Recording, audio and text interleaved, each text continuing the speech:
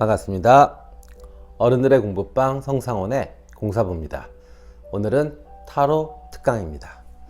자, 계속 제가 연재를 하고 있습니다. 타로의 상징과 MBTI 성격 유형의 유사성, 연관성에 대해서요. 자, 이거를 왜 이렇게 연관시켜서 공부를 해야 되는 것인가? 다시 한번 말씀드릴게요. 자, 무의식이 자극에 의해서 반응하는 것이 감정이다. 맞죠? 감정이 반복, 어떤 특별한 감정선이 계속 반복된다. 그런 거는 성격이 된다. 자, 그러면 성격이 반복되고 그리고 성격대로 살아가는 것을 우리는 운명이다 라고 이야기를 했어요. 그래서 칼융 박사의 유명한 어록이 있죠. 무의식을 의식화하지 않으면 그것을 운명이라고 한다. 맞습니다.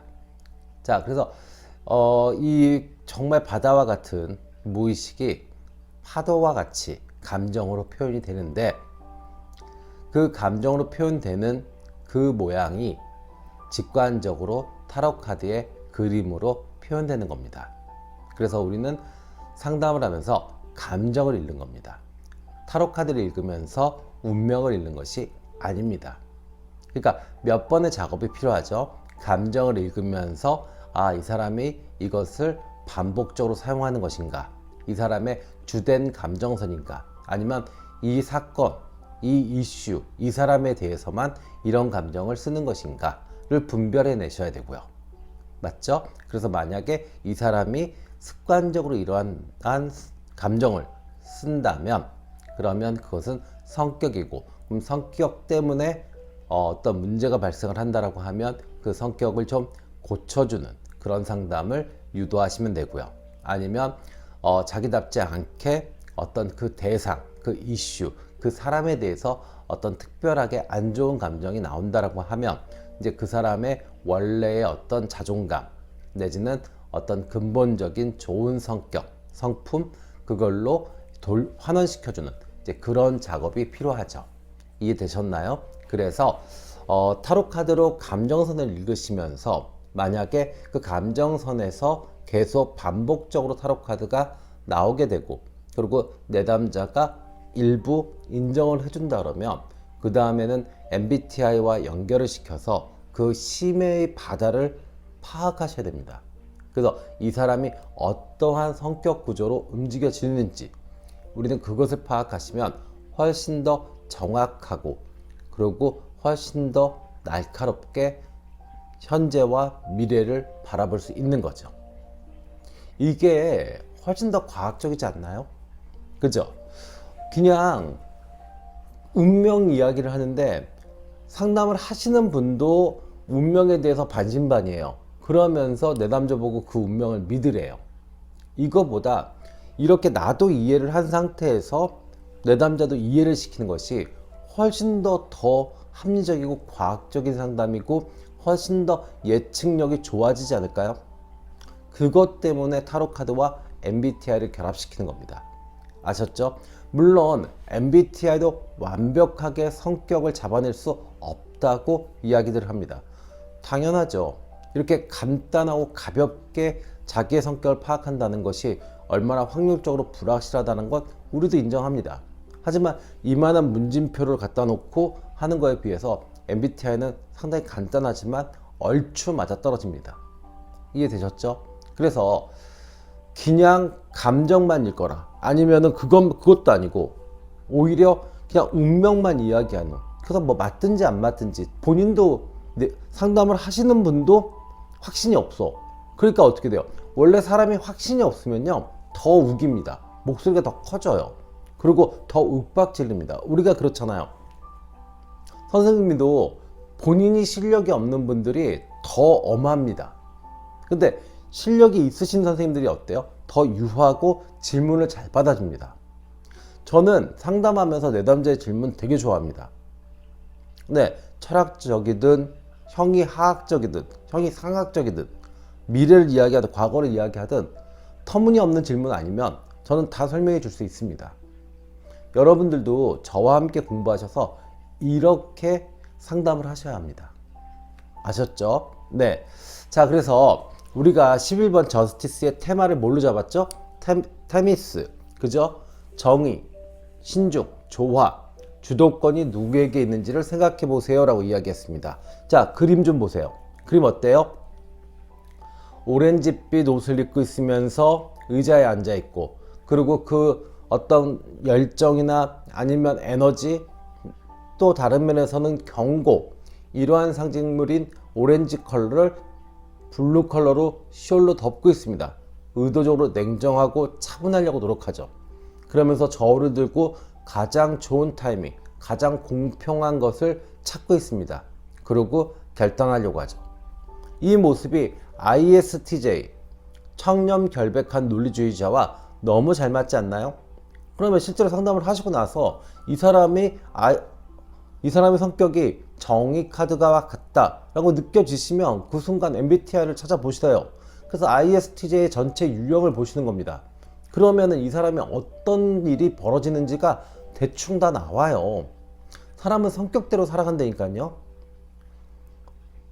태어난 시간, 태어난 날짜, 이걸로 살아가는 게 아니에요.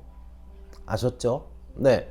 자, 성격은 유전, 환경, 교육, 그죠? 경험, 뭐 이런 걸로 구성되잖아요. 그죠? 네. 자, 그러면 우리 이제 그 ISTJ에 대해서 좀 공부를 해보자고요. I, 내향형이죠. 장점은 뭐가 있을까요? 평소에 조용하죠. 맞죠? 타인을 배려하는 행동을 합니다. 그리고 사색적이고 논리적입니다. 맞죠? 네. 단점은요. 단점은 소심하다. 그리고 은근히 고집이 세다. 그리고 결국에는 자기 하고 싶은 대로 한다.